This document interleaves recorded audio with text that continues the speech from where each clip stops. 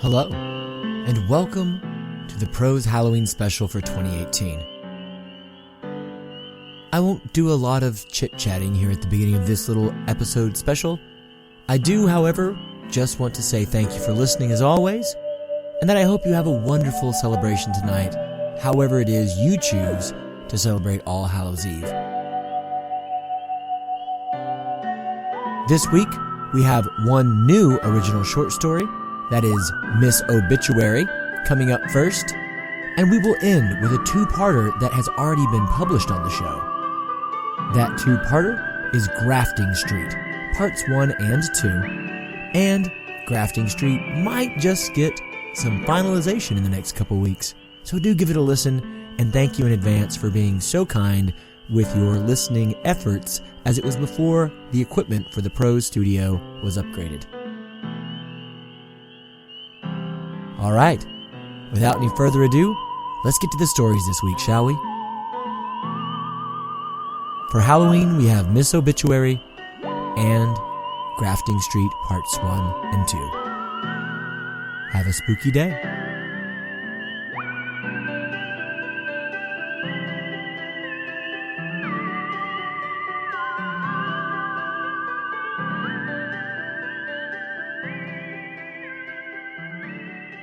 Miss Obituary, an original short story by Jared I. McGee.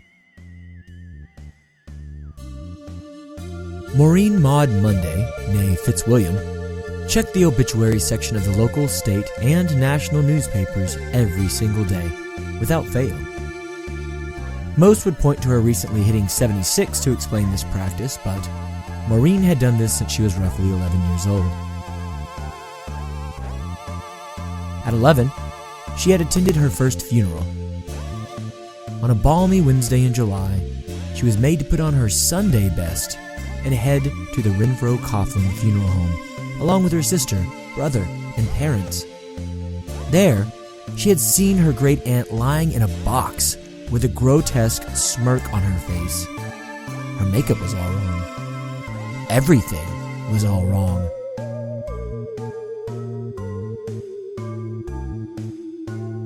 From that visitation on through the sweaty funeral the next day, 3 days of Maureen's life had disappeared into mourning Great Aunt Ida. Somewhere in all that dark hustling, bustling, and family time, the idea that Great Aunt Ida would not be coming back fully sunk in for Maureen. She began to ask her father how she could know that she wasn't dead. What if she were just a ghost? What if she woke up and went about her day only to find out that she had died the night before?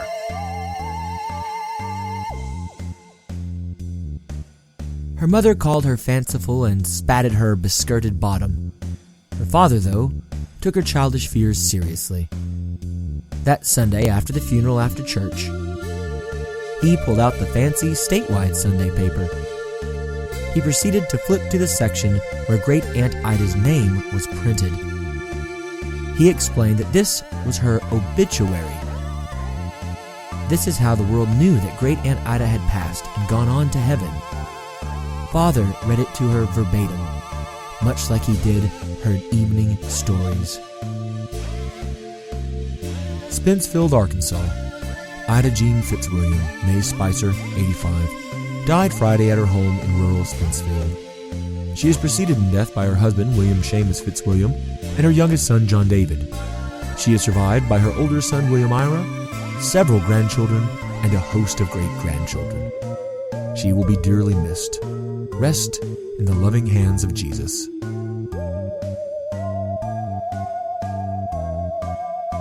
Maureen took comfort in this diametric. She could use this standard to determine whether or not she was dead each and every day.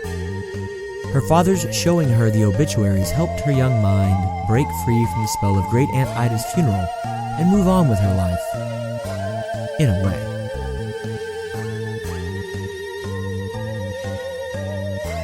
That first encounter with death didn't make her chicken. When she went out for the track team, she pushed harder and faster than any other girl or boy out on the field, even though girls weren't supposed to beat boys, and her body screamed at her the whole time. That first encounter with death did not turn her into a drooling idiot. She continued to blaze through elementary and middle school, junior high, and high school. She was even the very first one in her family to go to a small college to learn to be a nurse's assistant. That first encounter with death did not leave her stores of humanity or drive to be in the moment fully exhausted. No. She taught Sunday school and volunteered at the local food bank and gave money and time to the battered women's shelter and marched for political causes and, well, she was one active woman that lived one very full life. All throughout that living, Maureen Maud Fitzwilliam, and then Maureen Maud Monday, bought a paper every single day from her 11th year on just to check those obituaries. Just because she wasn't chicken didn't mean that she didn't need to know if she were just a restless spirit lingering too long on Earth.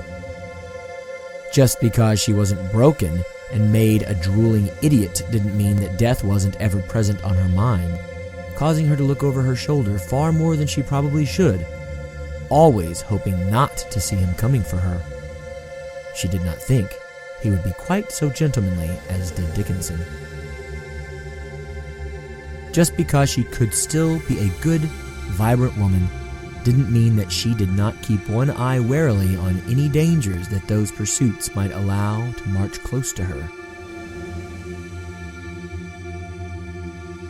The day of her wedding to Jeffrey Montgomery Monday, she checked the obituaries, and hers wasn't there. The day of both her children's births, she checked the obituaries, and hers wasn't there. Each day before work at the hospital in Faulkner, just a 20-minute drive outside of Spencefield, she checked the obituaries, and hers wasn't there. For 65 straight years, Maureen purchased a newspaper for the purpose of checking the obituaries, and hers was never there.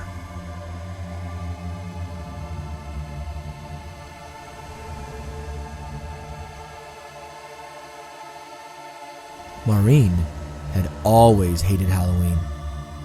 Her mother and father had called it a sinful holiday celebrating the devil himself.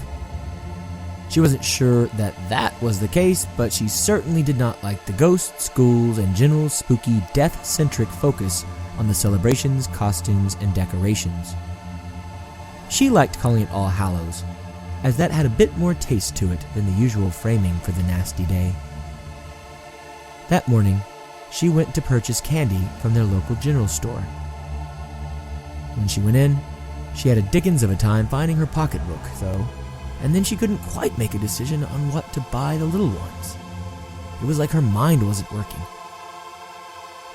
The store was terrifyingly empty too, so she decided that was a sign just to hand out the fruit and Bible school pamphlets she already had at home, and she headed back to her little house. The streets going there and back again were all far too empty as well. She wondered at where on earth everyone was. More than likely, everyone in town had the same idea. Relax with their families during the day so they could be good and ready for trick-or-treating, parades, and general revelry tonight. She sighed deeply as she pulled into her driveway. She missed her family now that Jeff was gone. Her son had passed far too young, and her daughter had moved far too far away with a man far too intent on being her whole world. Maureen exited her car, grabbing her newspaper that had been left on her lawn earlier that morning. It was so unlike her not to check the paper first thing. She always had checked the paper first thing. Today, though, her doing so didn't seem so important. She smiled at that. After 65 years, maybe she was beginning to relax about her long-held fear of dying and not knowing it. She tittered about the house a bit before going to brew some tea and finally thumbed through the obituaries. She quickly realized that tea didn't sound all that appetizing or refreshing, which was also quite odd. Tea was her lifeblood since before she could read or count. What an odd day this All Hallows was turning out to be. Maureen forewent the tea and sat down to dive in for a cursory glance for her name in that dreaded mournful section. She whistled a bit as she flipped toward the back of the paper, knowing every publication she had ever come across relegated the dearly departed somewhere where they would be least noticed. No one ever wanted to remind the living of their own impending demise, after all. Obituaries. There it was. A woman she knew from church. How sad. A young man and his younger brother killed in an accident. Downright tragic. A woman, 75, died.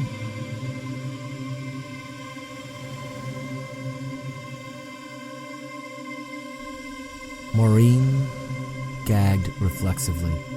Her eyes widened. She went back to the full obit, reading carefully and not believing what she was seeing. Spencefield, Arkansas. Maureen Maud Monday, née Fitzwilliam, 75, died Friday at her home in rural Spencefield. She is preceded in death by her husband, Jeffrey Montgomery Monday, and her son, Jeffrey Ira. She is survived by her daughter, Renee Bell, and one grandchild, Sophia Renee Bentley. She read it again. Spencefield, Arkansas. Maureen Maud Monday, née Fitzwilliam, 75, died Friday at her home in rural Spencefield. She is preceded in death by her husband, Jeffrey Montgomery Monday, and her son, Jeffrey Ira. She is survived by her daughter, Renee Bell, and her grandchild, Sophia Renee Bentley. She is survived by Spencefield, Arkansas. Maureen Maud Monday, née Fitzwilliam, 75, died Friday at her home in Spencefield, Arkansas. Maureen Maud Monday, née Fitzwilliam, 75, died Friday at her home in rural Spencefield. She is preceded in death by her husband, Jeffrey Renee Bell, and her grandchild, Sophia Renee Bentley. She continued to read it over and over and over and over again. Maureen broke out of that loop and got up to go look outside, to go get some air. Her hips and her knees didn't pop. The sinking feeling already holding her in free fall intensified. She began to notice that things around her house weren't quite right. Decorations were gone, heirlooms were missing, papers were shuffled here and there. Her coat wasn't hanging. She made her way outside and to her neighbor Norma's house. The dog wasn't in the yard. The house stood empty. That was apparent long before she ever even got through the front gate to head up the stairs and knock on that old oak door. Maureen turned a slow 360, taking in the entire neighborhood. No children riding bicycles, no dogs barking, no cars going just a little too fast for her tastes. No birds singing in all the little bird baths and bird houses the quickly aging street's denizens put out for their little visitors. Her name was in the obituaries. Her name was in the obituaries. Her name was finally in the obituaries. Her father had told her that was how you knew for sure. She looked around again, doing another slow 360-degree turn. But what was all of this then? There were no pearly gates, no angels, no bearded apostles smiling to welcome her, no long-lost family members waiting for a celestial reunion. For better, there were no pointy-tailed, behooved demons dancing and prancing through flames and sulfur either. But this was nothingness. This was the shell of what life was for her, sans all of the meaning and vibrancy. She was utterly alone. This was emptiness.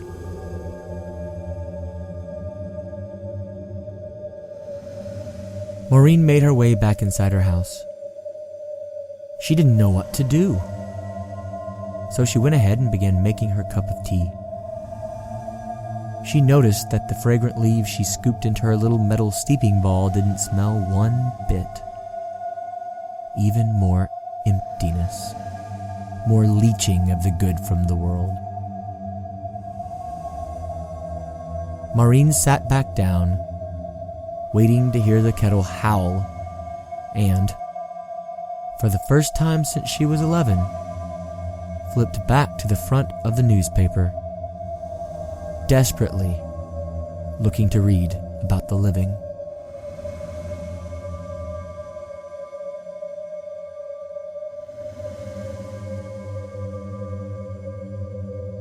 Thank you for listening to Miss Obituary.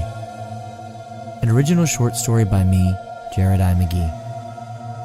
All sounds come from freesound.org, and all music comes from the Free Music Archive, found at freemusicarchive.org. These are all being used under CC 01.0 Public Domain Dedication licenses. Please stick around for the next stories, a two-parter made kind of one that have been published before but are showing up again to get us in the Halloween spirit as they are a little weird. Up next is the combined Grafting Street 1 and 2.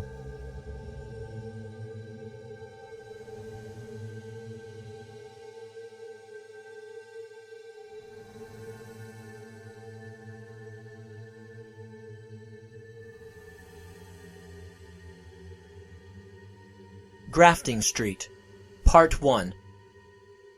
An original short story by Jared I. McGee.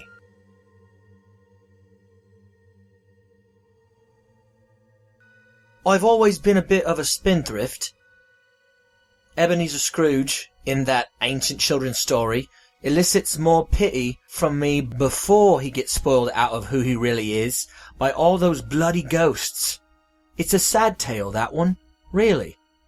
But even though I am particular about what I will spend my hard-earned money on, you'd think I'd have made an exception just this once. I mean, legal fees and doctors. That's what you're not supposed to skimp on, right? I should have known that the thaumaturgist I'd chosen might be less than reputable just from the chock-a-block look of his ramshackle office building, in which he was the only tenant, in which there were no windows, from which oily, acrid steam rose day and night. But of course, I just had to save a central or three. You have to understand, see? I love to swim. Always have. Ever since I was a wee little lad. My mum used to call me Tadpole, on account of my being nigh impossible to get out of the water. She'd take me up north to the ponds and streams and lochs to play in the unspoiled waters. Waters that wouldn't burn. We'd fish sometimes too, when Da and Jystrom could come with us, but I never cared much for that. Seeing the fish writhe and gasp for air as they began their slow, suffocating deaths made me sad. Saw myself as their cousin, if you will. When I could, I'd toss some back, even though I knew Da would catch more and Jystrom would knock me on the arm for my heroic deed. Once I hit 10 spans, though, it was off to the shine factories, just like every other child in Biter's Bend. The swimming trips stopped. The fun stopped. Luckily, I was good at my job. Unluckily, that meant I'd spend more time even closer to the shine. What most citizens don't know is that shine will rot you if you get too close to too much of it too often. In my case, I all but waded through the shit day in and day out for a decade. By the time I reached my majority 11 spans down the line, my legs were withered and ruined. I walked with a shuffle and a limp, relying on a cane more than any young man should, even one that deals in shine. Once a span, Ma and I head up country, like the old days. Supposedly, the fresh air will help reverse some of the damage, but that sounds like optimistic propaganda from the hill to me. Still, we go. Da and Jystrom both died several spans back now, Da from a heart attack and Jystrom from a fight over some food at market. So I just can't let Ma down. I have to keep trying to keep a shiny approach to life. For her. While on one of these trips, I saw a young woman about my age, splashing and playing in the water. Her skin was the colour of the expensive wood bookshelves in the Pinnacle Library, a deep, rich brown. She was barely covered, a tattered light blue, mostly transparent frock clinging to her wet body. I couldn't help but stare. To my surprise, she approached me. And when she did, I couldn't help but notice the chunky off-white splotches modeling her legs and lower back. I was embarrassed and looked away. As it turned out, Anayansa had a great sense of humor and put me at ease, which is funny to say since I was the fully clothed one gaping at her. We chatted about all sorts of humdrum whippoorwill, but the standout from our conversation was her grafts. Like me, Anayansa had done well in the factories, and like me, she'd ruined her body. Convinced that she could still live a better life, she set out to get a thaumaturgist appointment to enhance her failing body. Through some saving of her factory wages and a little time on her back for all kinds of centrals, she was able to get her grafts. She had 4 cetacean patches woven into her. Delphinidians, to be precise. Now, not only was she not hobbled, she was graceful and strong on the land and in the water. Seeing this second chance at life made me realize that I had to do the same. Ma needs me. So, I resolved myself to find someone to graft me. More hours at the factory. Selling contraband after hours. Smuggling bottles of unprocessed shine out for sale on the black market.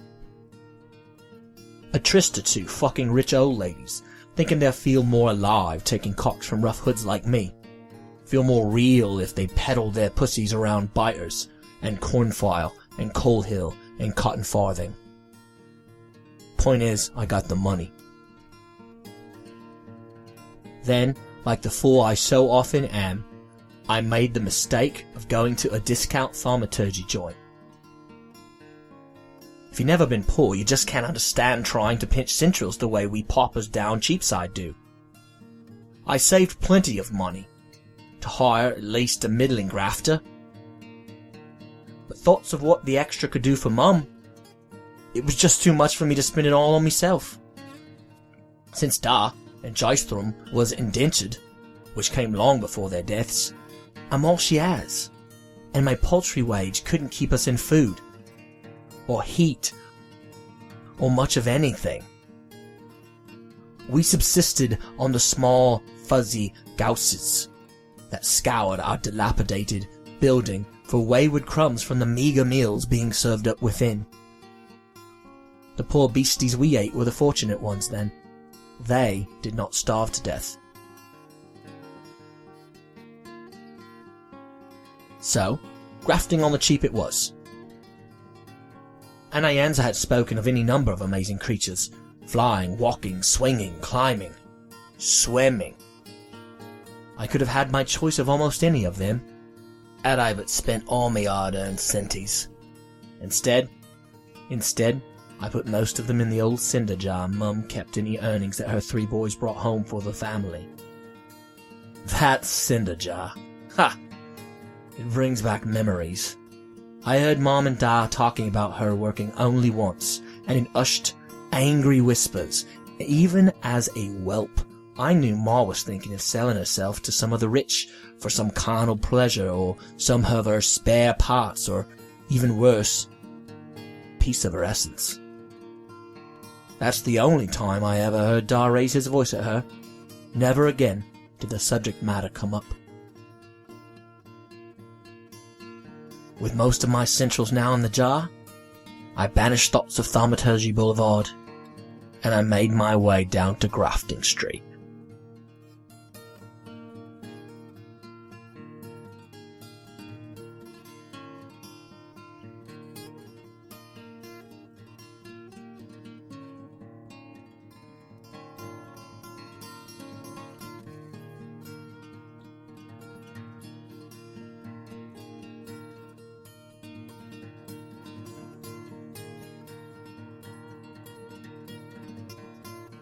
Grafting Street, Part 2 of a short story by Jared I. McGee.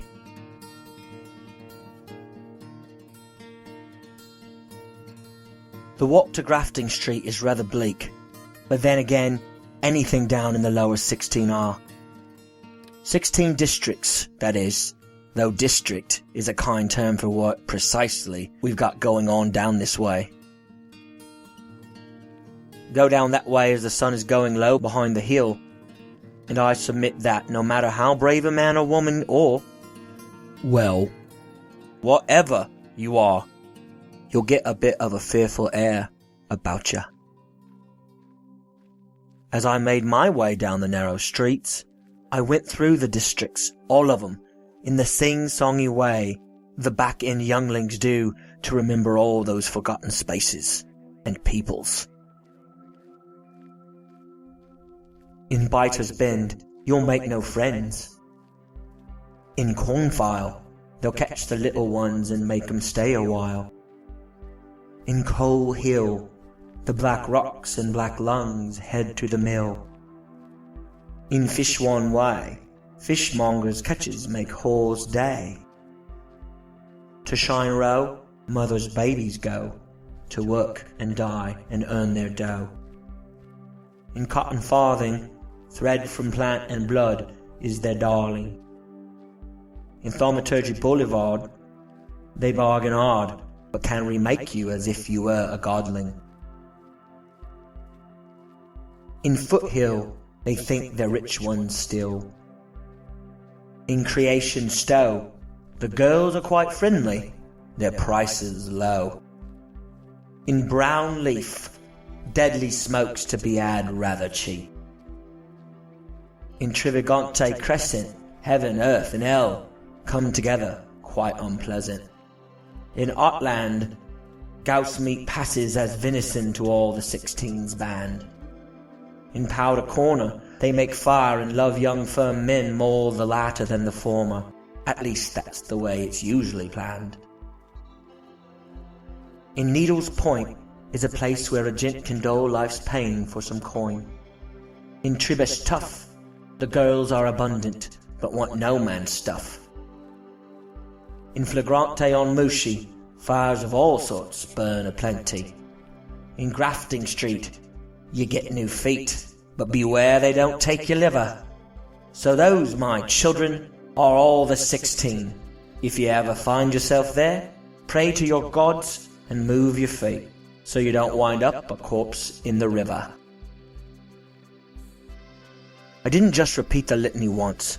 I made it through the rhyming teaching tour at least 3 times before I saw the intersection of Swinesong Avenue, a small subsidiary of Creation Stowe, and Grafting Street.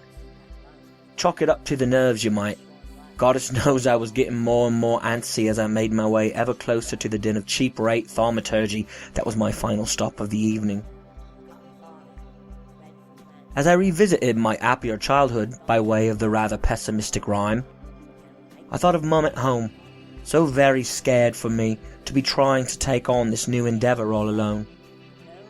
She'd wanted to come down with me, but walking the streets past sundown is not smart for anyone, much less an aging woman with too much trust in her heart and naivete in her eyes. That's okay. She'll be fussing about so much in our little oval that she'll undoubtedly go to the old cinder jar and find all that money I'd left behind for us to better our lives with post-procedure. God, I began to realize just how uneven and unkempt these old decaying streets were. The cobblestone that had gone up top of what used to be more familiar, far smoother grey stone was uneven and choppy. Dips, holes. For a hobbled shine boy like me, it was hard going. Grafter Street in particular was quite the challenge. Even the men sent down from the hill, and other places don't like going down there. So the streets suffer. And naturally, what few brave residents remain in the district along with the chock-a-block practitioners suffer. Maybe even worse than those terrible roads. I was in luck though. My man's sign was distinct, and that distinct sign stared at me from on high after only a couple 100 yards into the quarter. It was an odd affair. A massive refusant eye with a sizable roseate pupil. Within the imposing pupil, a buxom woman cut from what seemed to be brownish marble, sat cross-legged and bare-chested. sumptuous breasts juxtaposed by a horned goat's head on her neck and large eagle's wings on her back. She looked to be waving hello at passers-by, but that could easily be a darker hand of farewell as people searching for a better life enter into their doom. You know, I hate to admit it, but I took an extra minute or two just to look at the crazy beast's womanly features. I normally try to stay away from all that pay-for-play mess down in the districts, and my oh my, was there ever a lot to be had, but right about now I was regretting my decision not to make a quick pit stop off by Crescent, or Trivigante, or Tribus, or even Old Mushy. Could have been my last opportunity to indulge in the more powerful sex, as I call them. Those thoughts and the deep mahogany of the beast woman's breasts sent my mind back off to the countryside, and the pond and Anayanza. Her impossibly toned and perfect, though mottled body coming out of the water. Her browner than I'd ever seen in my sexual adventures nipples showing rather prominently through her besoaked shirt. Her Delphinidion's grafts patchworked in with her skin, slightly lighter, kind of grey, but no less beautiful and providing her with a strength and vitality most could only ever dream of down this side. My thoughts continued to wander down from those wonderful breasts, thinking of what we two might be able to accomplish together, stripped down with all this but superhuman advancement sewn into our bodies. I began to recall more than just her nipples, trying to will back the precise body I'd seen through that translucent fabric. About that time, I heard a noise. You know, you can, may, and should enter into Ymir Zuto's haven before the sun sets. That is, if you already have an appointment you plan on making, before his doors are barred to riffraff and refuse of the streets. I realized my eyes had been closed, admonished myself for being caught so off guard, so close to sunset. That's a damn good way of getting killed after all. Willed Anayanza's sculpted form from my mind, and I opened my eyes again.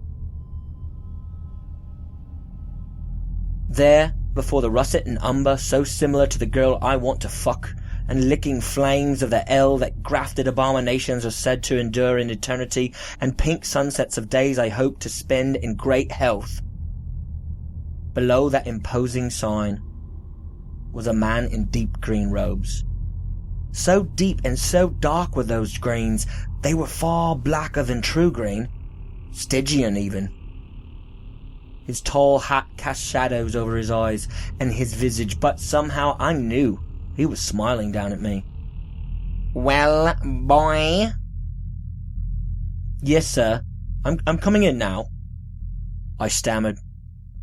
"Wonderful. No good comes after the rays of the setting sun. Cease to kiss Grafting Street." And with that, he stepped into the door, gesturing me in. I entered slowly, noting that the last rays of that peacekeeper we call the sun were, in fact, all gone now. I whispered to myself, "No good comes after they're gone, eh? Well, I sure hope that's just some canned saying they say to tourists." I stepped into darkness and cold, and the door creaked shut behind me.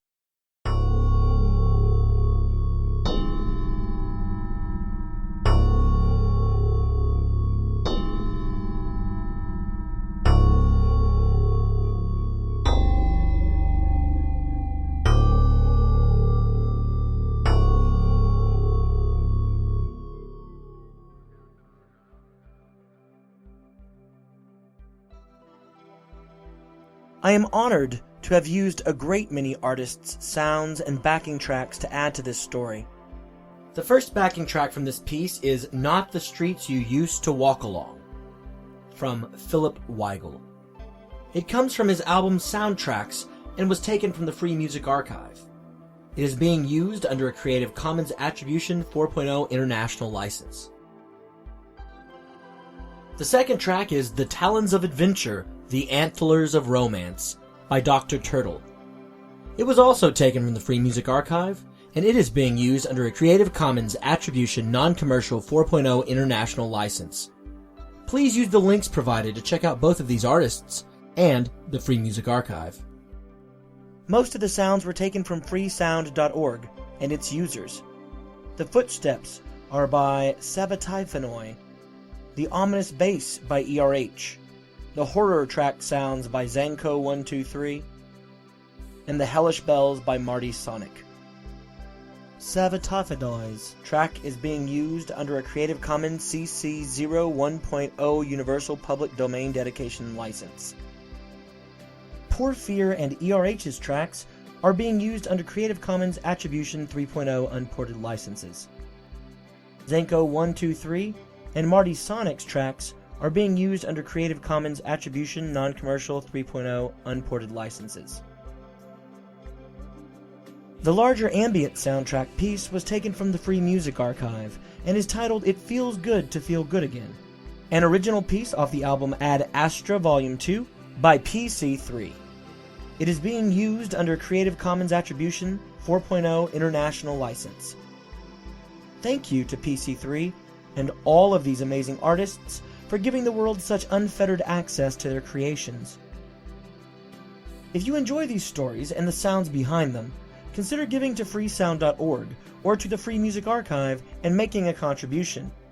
Moreover, go check out all these artists' pages on those web pages. These websites and these artists drive a great many creative projects. Well, that does it for the Halloweenisode 2018. I hope that you have enjoyed these 3 stories and that you have a wonderful holiday. Our regularly scheduled bi-weekly posting will be up very, very soon, so please do keep your eyes peeled for more prose coming up this Sunday. As always, love those around you, tell them that you do, and embrace this life as it is, stranger than fiction. Happy Halloween.